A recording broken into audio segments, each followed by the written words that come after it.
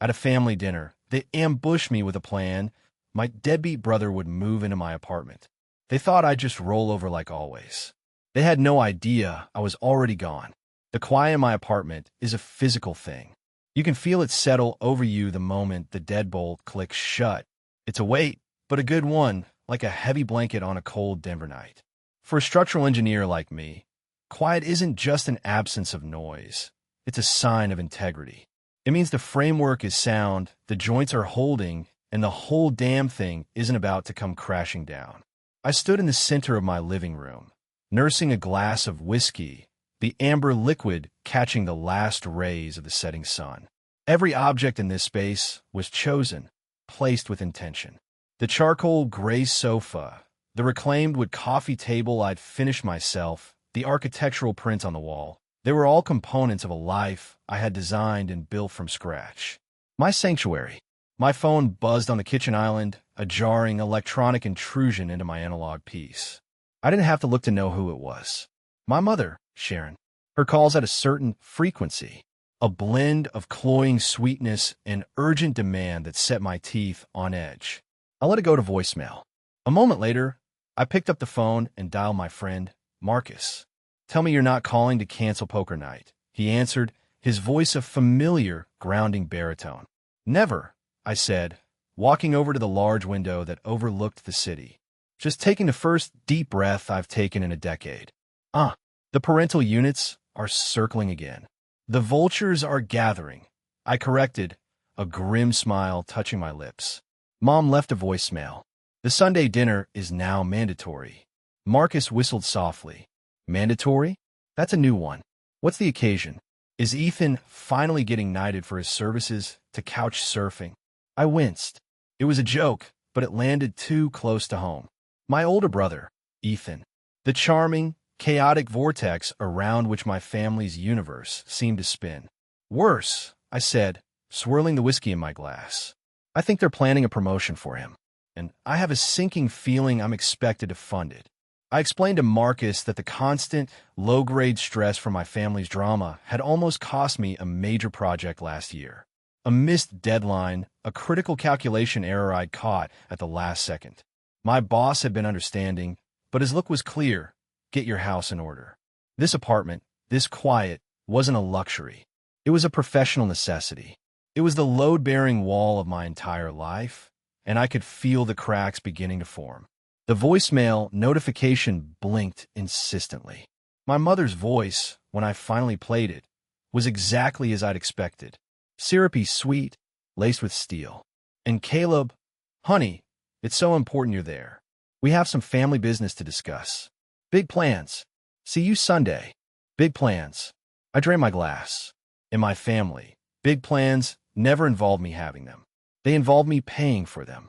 And as I stared out at the city lights beginning to twinkle to life, I felt a cold, hard resolve solidifying in my gut. The structural integrity of my life was at stake. This time, something had to change. My mother's voice on a voicemail was a key unlocking two very different rooms in the museum of my memory. One was a cold, sterile gallery of disappointment. The other was a sun-drenched room I rarely visited anymore because it hurt too much. The first memory was sharp, clinical. 2 years ago, I was 27, sitting in a bank, the uncomfortable chair squeaking with every shift of my weight. In my account was the culmination of 3 years of disciplined saving, the down payment for my first condo. It was more than money. It was freedom. It was the deed to my own life. I had the paperwork spread out on my coffee table at home, a blueprint for my future. Then the phone rang. It was Ethan, his voice a frantic whisper. He'd gotten into trouble. Again, a misunderstanding with some friends over a poker game. He owed them $5,000, and they weren't the kind of people who accepted installment plans. He sounded terrified, and for a split second, the old protective instinct kicked in. Before I could think, my mother was on the line in a three-way call she must have initiated. Her voice was a masterclass in manipulation. "Caleb, thank God. Your brother is a mess. You're the only one who's level-headed. He just needs a little help to get back on his feet. Mom, this is the 3rd time this year." I'd argued, my voice weak. "He needs to learn. Family doesn't learn from each other, Caleb," My father's voice boomed, suddenly joining the call. Family helps. He's your brother. We take care of our own. The implication was clear. You take care of him. Because we can't or won't. I looked at my bank balance. I looked at the future I had planned. And then I pictured the fear in Ethan's voice. I folded. I walked into the bank, filled out the withdrawal slip, and handed over my future to fix his present. I had to rent for another 2 years. The condo was gone. That day, I learned that in my family, being the responsible one didn't mean you got respect. It meant you got the bill. But as the bitterness of that memory faded, another one surfaced, unbidden. This one was softer, warmer. The edges were blurry, like an old photograph. I'm 10 years old. My new bike, a gleaming red Schwinn, is my pride and joy. I'm trying to ride it down the big hill at the end of our street, showing off for Ethan, who at 13 is the epitome of cool. I hit a patch of gravel and go down hard. The world is a sudden, shocking explosion of pain. My knee is a bloody mess. The bike's handlebars are twisted, and tears are streaming down my face. I can't walk. I just sit there on the curb, sobbing. And then Ethan is there. He doesn't laugh. He doesn't say, "I told you so." He kneels, inspects the damage with a serious frown, and then, without a word, he crouches down in front of me. "Hop on," he says. He piggybacks me all the way home, a half-mile walk. I'm heavy, and he's sweating and grunting by the end, but he doesn't complain. He just carries me. For that one afternoon, he wasn't my tormentor or my rival. He was my brother, my hero. I stood there in my kitchen, the phone still in my hand, caught between these two ghosts. The ghost of the man who had stolen my future, and the ghost of the boy who had carried me home. And the tragedy, the thing that tightened my chest, was realizing they were the same person. My decision wasn't just about stopping a freeloader. It was about mourning the hero I'd lost and finally standing up to the man he'd become. Sunday dinner at my parents' house always felt like a performance. We all had our roles. My mother, the cheerful, martyred host. My father, the silent, judgmental patriarch. Ethan, the charming prodigal son. And me, Caleb, the visiting dignitary from a foreign land called adulthood, expected to bring tribute and applause. The house smelled the same as it always did. A mix of pot roast and my mother's floral air freshener, an aroma of forced comfort. The small talk was excruciating. My mother's passive-aggressive comments about how I was a stranger now. My father's grunts of disapproval at my mention of a work trip. Ethan's exaggerated stories about near-miss job opportunities, always sabotaged by a jealous boss or a rigged system. I just nodded, focusing on my food, counting the minutes until I could escape. The main course was cleared away. My mom brought out a dry-looking apple pie. This was it, the main event. She sat down, folded her hands on the table with an air of finality, and beamed at me. "So, Caleb, honey," she began, her voice dripping with the faux sweetness that always preceded a demand. "Your father and I have come up with the most wonderful solution for Ethan." I didn't say anything. I just put my fork down and waited. In my family, silence is a weapon they don't know how to fight. They need a reaction, a protest, something to push against. I gave him nothing. "He's had such a rough go of it," she continued, glancing at Ethan with a look of profound pity. "What he needs is a stable, supportive environment to get back on his feet. A place without distractions." My father, Richard, cleared his throat, ready for his part. "He needs a family member to step up. Someone with the means. Someone with a good head on their shoulders." He looked directly at me, his eyes hard. "You've got that second bedroom, just collecting dust, Caleb. It's time you did your duty as a son and a brother." It was so perfectly rehearsed. The benevolent mother, the stern father enforcing family law. And now, for the star of the show. Ethan leaned forward, trying to look earnest. "And it wouldn't be for long, man. Just a few months. I'd be out of your hair, I promise." "Don't worry, I won't be a bother," he said, a little smirk playing on his lips that only I could see for what it was. "I'll be like a ghost. A very helpful, appreciative ghost." The room went silent. All three of them stared at me, waiting for the inevitable sigh, the reluctant agreement, the token protest followed by capitulation. They had me surrounded. They'd run this play 100 times before, and it always ended the same way. My mind was a screaming vortex. Duty? The duty to enable a 32-year-old man-child? Stability? You think he brings stability? He's a human hurricane. That room isn't collecting dust. It's my office, the place I earn the money you think you have a right to. But on the outside, I was a placid lake.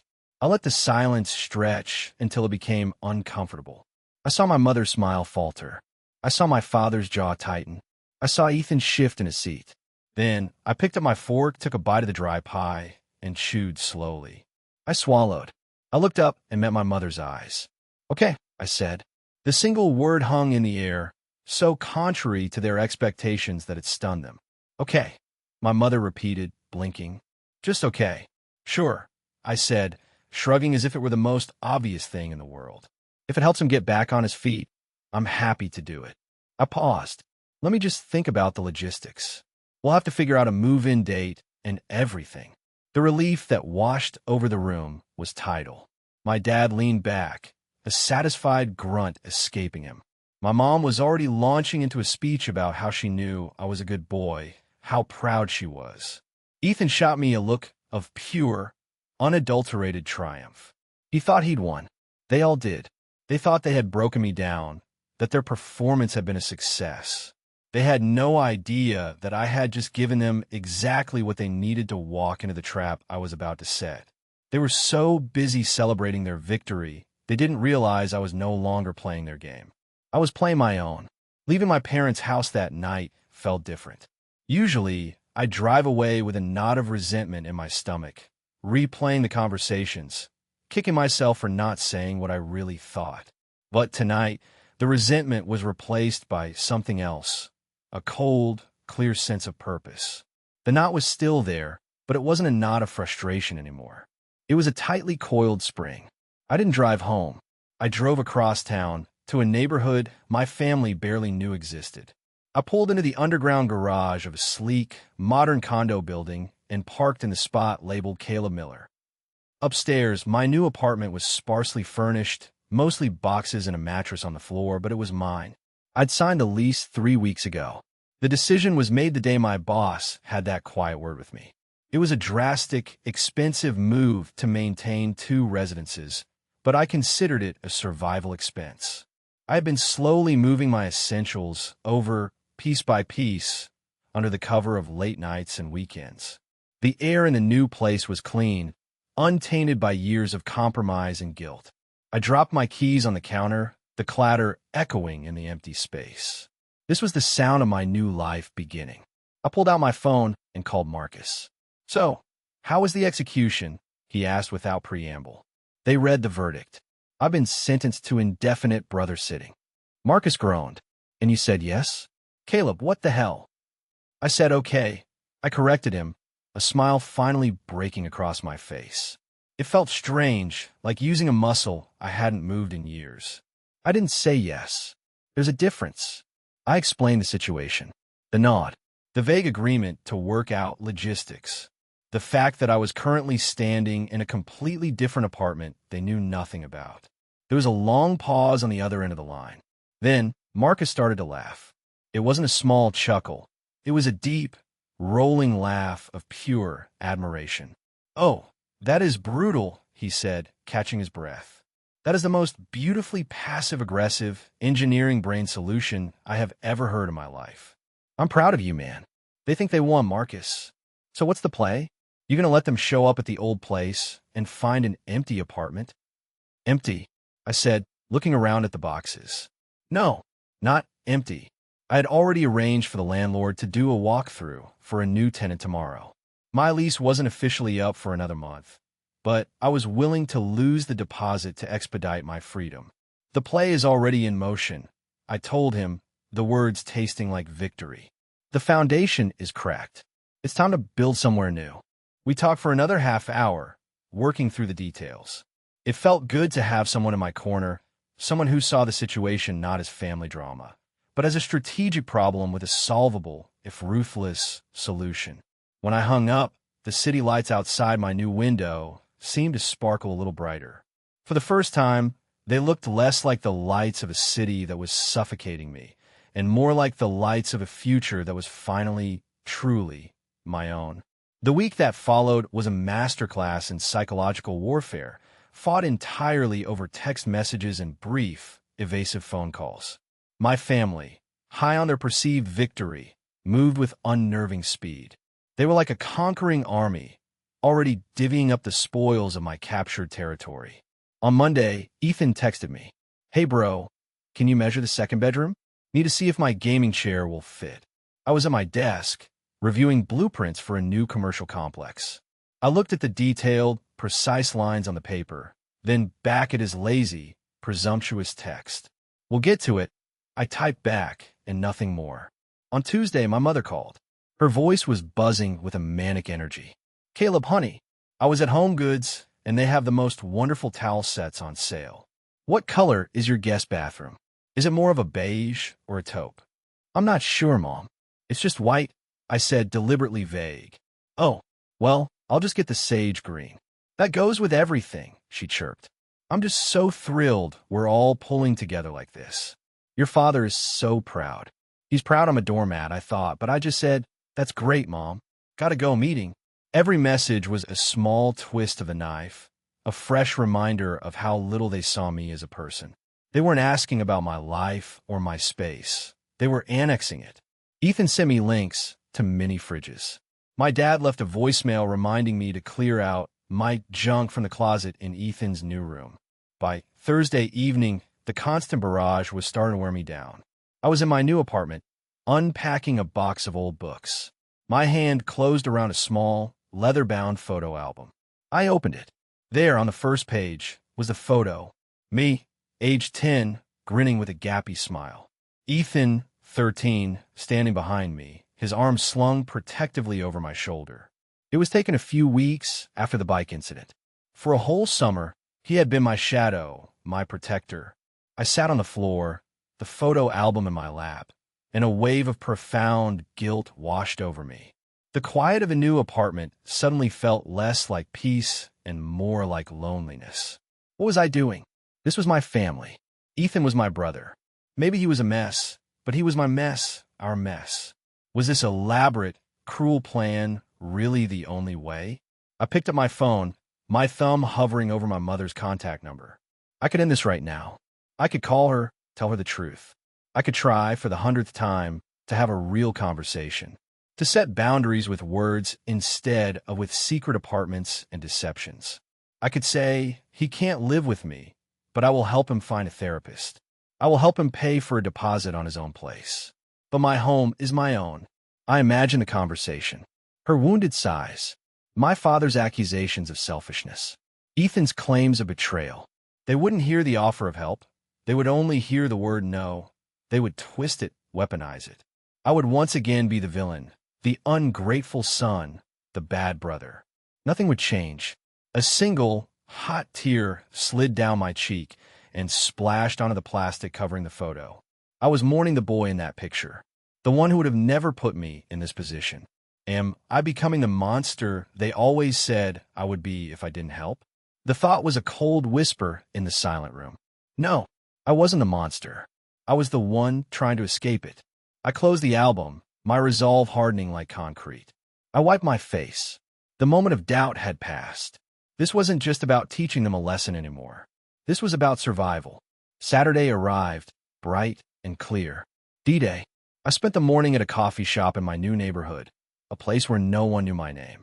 I imagined the scene in my old apartment building, playing it out in my mind like a movie I was directing from afar. The camera pans to a slightly battered U-Haul trailer hitched to my father's Ford F-150, pulling into the parking lot. My father, Richard, is behind the wheel, a look of grim satisfaction on his face. My mother, Sharon, is in the passenger seat, clutching a bag from Home Goods containing the sage green towels. In the back of the truck, Ethan is lounging on a pile of his own belongings, looking for all the world like a king being chauffeured to his new castle. They park, not just in any spot, but in my old designated one, the one closest to the entrance. It's a small act of territorial claiming. Richard kills the engine. All right, let's get this show on the road. The sooner we get him settled, the sooner he can start looking for a job. Ethan hops out, stretching theatrically. Don't worry, Dad. First thing Monday. After I set up my PlayStation, they approach the main door of the building. My father pulls out the copy of my old key I'd forgotten at their house months ago. He slides it into the lock. It doesn't turn. He jiggles it, frowning. Damn thing's always been sticky. My mother, ever impatient, presses the buzzer for my old apartment number. They wait. Nothing. She presses it again, a long, insistent buzz. Finally, the speaker crackles to life. It's not my voice. It's a woman's, sharp and impatient. Yes. Sharon leans into the speaker. Hello, Caleb? It's us. We're downstairs. There's no Caleb here. The voice snaps back. Oh, you must be his roommate? My mother tries, confused. We're here to move his brother, Ethan. A short, incredulous laugh crackles through the speaker. You've got the wrong apartment, lady. The speaker goes dead. My father is red-faced now, a mixture of anger and confusion. He rattles the door handle. Just then, a woman exits the building, walking a small, yapping terrier. It's Mrs. Diaz. She's in her 60s, with a stern face and an air of no-nonsense authority. Can I help you? She asks, her eyes narrowing at my father's hand on the door. We're trying to get into our son's apartment, my father says, trying to sound reasonable. The key isn't working. Which apartment is that? 3B, Caleb Miller's place. Mrs. Diaz raises an eyebrow. I don't know any Caleb. I'm Mrs. Diaz. I live in 3B. I signed a lease with the property management company 3 weeks ago. She pulls the door shut behind her, the lock clicking decisively. She looks at the U-Haul trailer. Now, if you'll excuse me, you're parked in my designated spot. You need to move that truck. I could picture the scene perfectly. The three of them standing on the sidewalk, stunned into silence. The U-Haul full of Ethan's worthless junk. The sage green towels. The dawning, humiliating realization that something was terribly, terribly wrong. I took a long, slow sip of my coffee. The movie in my head was even better than I'd imagined, and I knew the next scene was about to begin. My phone, sitting on the table in front of me, began to ring. I let my mother's call go to voicemail. I needed to let them stew in their own confusion for a few more minutes. Let the panic build. The first voicemail was exactly what I expected, a frantic, high-pitched query. Caleb, what is going on? We're here. And some woman says she lives in your apartment. There must be a mistake with the landlord. Call me back immediately. I waited. 5 minutes later, the phone rang again. This time, the caller ID read Dad. I answered, putting on my most placid, slightly confused voice. Hey, Dad. What's up? What's up? He roared, the sound tinny and furious through the phone speaker. What the hell is going on, Caleb? We're standing here on the sidewalk like idiots. Your mother is beside herself. Some woman has your apartment. Oh, that's weird, I said, feigning surprise. A woman? What did she look like? I don't care what she looked like, he shouted. Why can't we get in? You said it was okay for Ethan to move in today. Well, yeah. I said we could figure out the logistics, I replied smoothly. I didn't realize you were going to just show up at the U-Haul. I figured we'd talk first. This was a deliberate jab. Their entire strategy relied on overwhelming momentum, on not giving me time to think or protest. By pointing out their procedural overstep, I was already seizing control of the narrative. Talk? There's nothing to talk about, he sputtered. Just get down here and sort this out with the landlord. I can't, Dad. I'm not in the area. I took another sip of my coffee. Besides, there's nothing to sort out. My lease was up. There was a pause. I could hear my mother's voice in the background, asking what I'd said. What do you mean? Your lease was up? My father asked, his voice dropping slightly, the first hint of genuine dread creeping in. I don't live there anymore, Dad. I moved out a few weeks ago. The silence on the other end of the line was profound. It was the sound of a reality they had taken for granted completely shattering. I could hear my brother in the background now, his voice rising in panic. What? What did he say? You moved? My father stammered. You moved, and you didn't tell us? It was kind of a last-minute thing. I lied, making it sound casual. Didn't want to make a big deal out of it. You know me, I keep to myself. So what are we supposed to do now? He demanded, his anger returning, now laced with desperation. We have all of Ethan's things. We drove all the way across town. You can't just do this to us. This was the moment, the pivot point, the moment to turn the screw. Dad, I said, my voice turning cold and sharp, losing all its feigned innocence. I didn't do anything to you. You all made a plan for my life and my property without consulting me.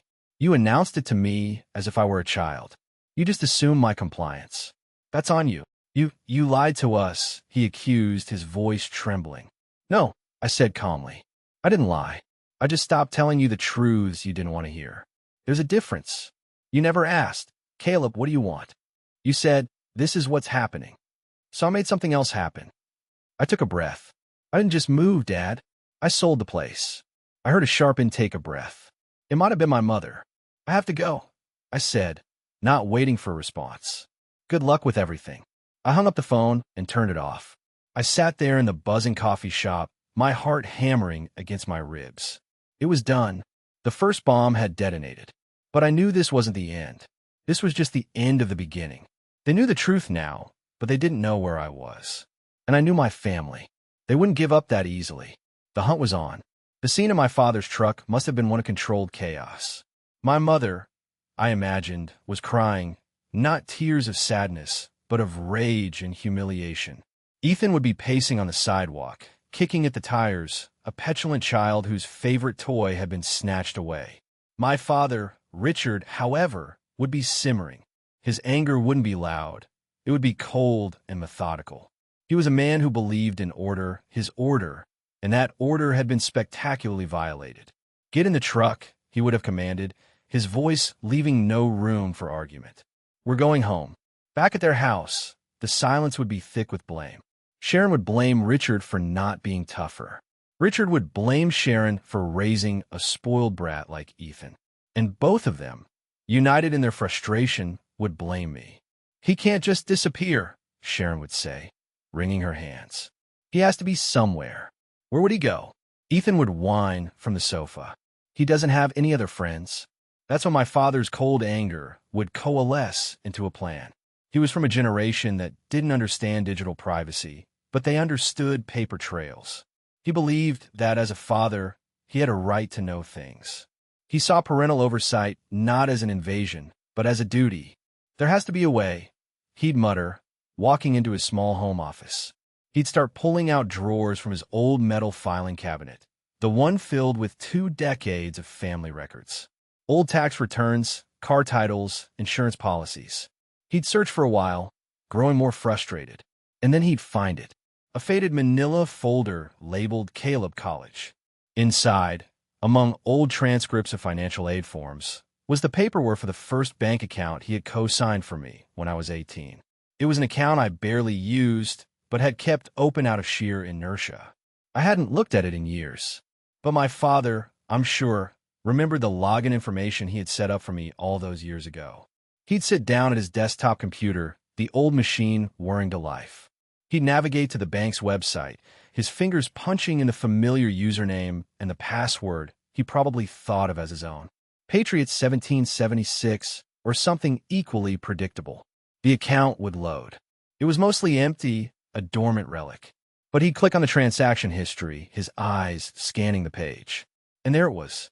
A single, recent transaction from 2 weeks ago. An automated clearinghouse payment, a direct debit to a payee he didn't recognize. Mountain View Condominiums Management. A quick search on Google.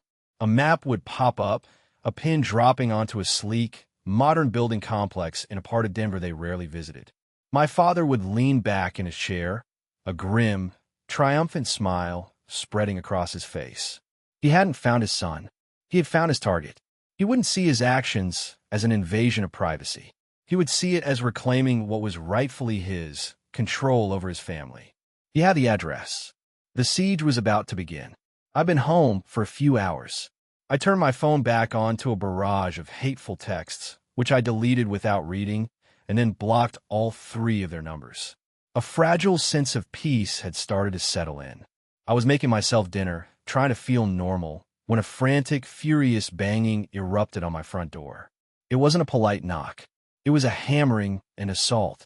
My heart leaped into my throat. I knew instantly who it was. I crept to the door and looked through the peephole. The distorted fisheye lens showed me a grotesque tableau of my family's rage. My father's face was purple, his mouth a thin, hard line. My mother stood behind him, her arms crossed, her expression a mask of tear-streaked fury.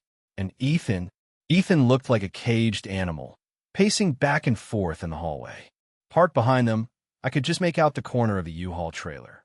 They had brought the whole circus with them. "Caleb, I know you're in there," my father bellowed, his voice echoing in the hallway. "Open this door right now." I stood there, my back pressed against the wall next to the door, my breathing shallow. My sanctuary had been breached. They had found me. The part of me that had been conditioned for 30 years to obey, to smooth things over, screamed at me to open the door and appease them. But the new part of me, the part that had tasted freedom, held firm. I remained silent. "Don't you ignore me, boy," Richard roared, hammering the door again with the heel of his hand. The wood shuddered in its frame. Then my mother's voice, high and pleading, but sharp with manipulation. "Caleb, honey, open the door. Please, don't make a scene. What will the neighbors think? We can talk this out like a family." Like a family, I thought with a bitter laugh. This wasn't how families talked. This was a siege. I decided to give them one chance. I cleared my throat, my own voice sounding surprisingly steady. "Go away," I said, speaking loudly enough to be heard through the door. "You are not welcome here." The hammering stopped. There was a shocked silence. Then Ethan's voice, whining and incredulous. "Bro, what are you doing?" "It's me." "Come on, man, open up. You're really going to do this to me? I have nowhere to go. You're throwing me on the street." "This is my home," I repeated, my voice colder this time. "It is not a homeless shelter. It is not your backup plan. It is mine. Leave. Now. You will open this door and show your father some respect." Richard yelled, his rage building again.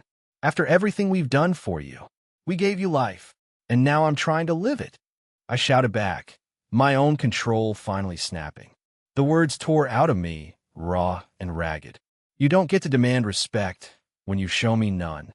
You don't get to talk about family when you treat me like a walking ATM. You are trespassing. Go away before I call the police." That was my mistake.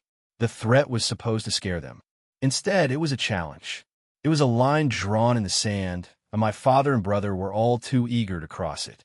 I heard a scuffle, and then Ethan's voice, full of venomous rage. "Fine," he screamed. "If you want to open it, I'll open it for you." The doorknob rattled violently. Then came a heavy, sickening thud as Ethan threw his shoulder against the door. The frame groaned. My heart pounded in my ears. He was actually trying to break in. This wasn't a family dispute anymore. This was a home invasion. The sound of Ethan's body hitting the door was a clarifying shock, like a bucket of ice water to the face. All the complex emotions, the guilt, the anger, the sadness, evaporated in an instant, replaced by a single, primal instinct, self-preservation. The boy who would carry me home on his back was gone. In his place was a desperate, enraged stranger trying to force his way into my home. Thud! The door shuttered again. The security chain rattled in its track. I could hear my father egging him on. "Put your back into it, son." My mind raced. I could brace the door with my body, turn it into a physical struggle. But what then? A shouting match in a forced open doorway? A fist fight with my own brother in the hallway of my new life, in front of my new neighbors? That was their game, their chaos. Winning that fight would still be a loss. No, I wouldn't play their game. I would play mine. I took 2 steps back from the door into the center of my living room. The hammering continued, a frantic, desperate rhythm. I pulled my phone from my pocket. My hands were trembling, but my fingers were steady as they unlocked the screen. I didn't shout another warning. I didn't engage with the madness outside. I simply dialed 3 numbers. 911. The phone rang once, and an operator's calm voice answered. 911, what's your emergency? I took a deep breath, and the trembling in my body ceased. My voice, when it came out, was as calm and clear as the operator's.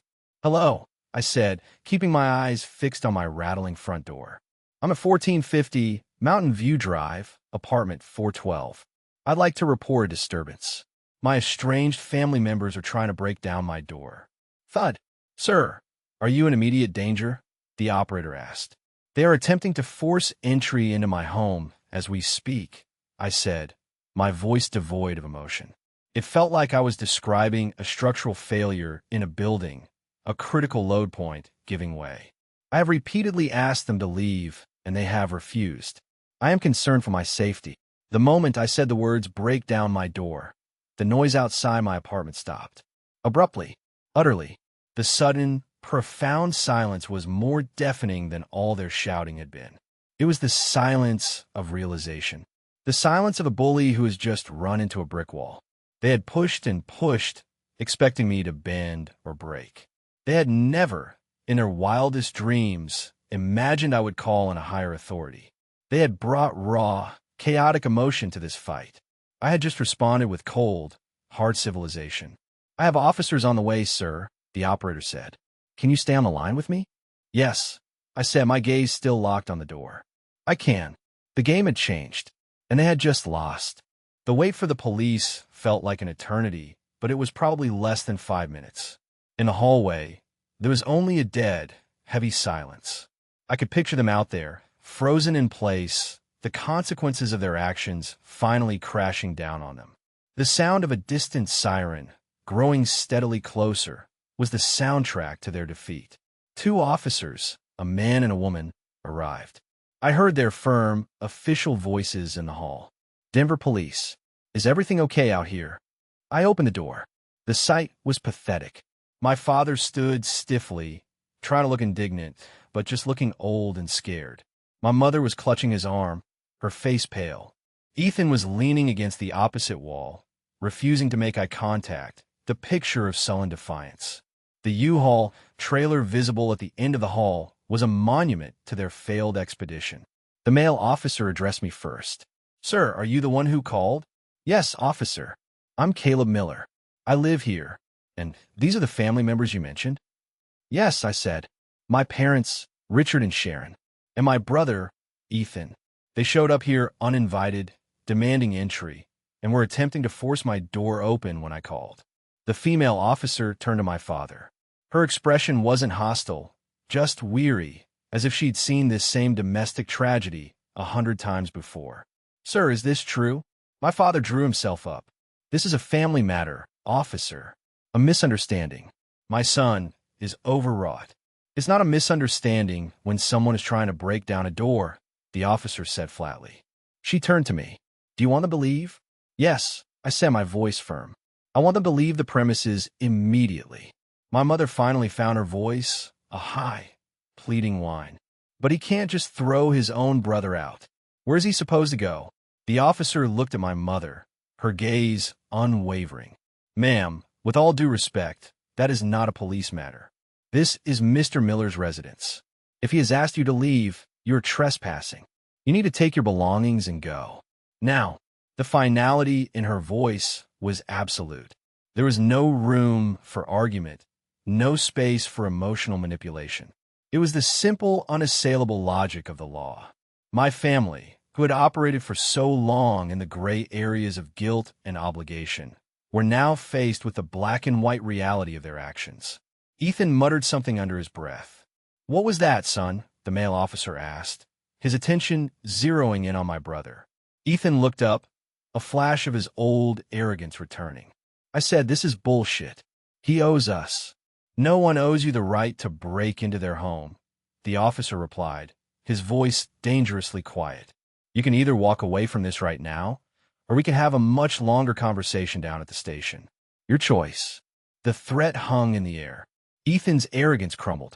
He glared at me, his eyes filled with a hatred so pure it was almost beautiful in its honesty. For the first time, there was no manipulation, no charm, just the raw truth of his resentment. He pushed himself off the wall and stomped toward the elevator without another word. My parents followed, defeated. My mother shot me one last look, a mixture of betrayal and utter disbelief, as if I were the one who had broken the rules. The officers waited until my family was in the elevator and the doors had closed. The female officer turned back to me. You did the right thing, she said, her voice softening slightly. You have a right to feel safe in your own home. If they bother you again, you call us. Don't hesitate. Thank you, officer, I said. I will. They left. I closed my door, and this time, the click of the deadbolt wasn't a sound of fear. It was a sound of finality. It was the sound of a wall being raised, a foundation being secured. It was the sound of peace. It's been a few weeks. The rain is drumming a soft, steady rhythm against my window, a calming white noise that fills the apartment. The U-Haul is gone. The angry voicemails and texts have stopped, mainly because I blocked their numbers, but I imagine the fury has simmered down into a bitter, resentful silence. I haven't heard a word. The quiet in my apartment is total. It's the peace I fought for, but it's not the triumphant, fist-pumping peace I might have imagined. It's a heavy peace, the kind that settles over a battlefield after the fighting is done. It's the silence of demolition. On my coffee table, next to a schematic I'm reviewing for work, sits the old photo album. I haven't put it away. It's open to the first page, to the picture of the two boys, one with a gappy grin, the other with a protective arm slung over his shoulder. The boy who was my brother. I don't look at it and feel anger anymore. I just feel a profound, aching sadness. I mourn him. I mourn the family I thought we could be, the one you see in holiday commercials, laughing around a dinner table. I mourn the fantasy I clung to for far too long. My decision that day wasn't a single act of rebellion. It was a final, necessary amputation. For years, I had been trying to treat a gangrenous limb with bandages and wishful thinking, letting the sickness spread, poisoning my entire life. The only choice left was to cut it off to save the rest. I didn't just evict my brother. I evicted a ghost that had been haunting my life, a ghost of unearned obligation and weaponized guilt. It was the only way to stop the walls from caving in on me. My friend Marcus called yesterday. He'd heard through the grapevine. His mother talks to a cousin who talks to my Aunt Carol. That Ethan is now living on my parents' sofa, and the atmosphere in their house is nuclear. He asked if I felt bad. I told him the truth. Every day. But do I regret it? No. The peace I have now is complicated. It's laced with grief. But it's real. It's mine. I can sit at my desk and focus on my work without waiting for the next manufacturer crisis to demand my attention and my resources. I can think about my own future, a relationship, maybe even a family of my own someday, without the fear of having it devoured by the black hole of my family's dysfunction. I can breathe. I look at the blueprints on my table, at the clean lines and precise calculations that create strong, stable structures designed to withstand incredible stress. And I realize I've finally done for myself what I do for others every day. I've assessed a failing structure, condemned it, and built something new and sound in its place. The price was everything I had ever known. The price was my family. But the freedom to stand in my own quiet home, listening to the rain, feeling safe in my own foundation, the freedom is real. I guess my only question for anyone who has been through something similar is this. Was there another way? Maybe. But when a building is collapsing, you don't stay inside and politely ask it to stop. You get out, right?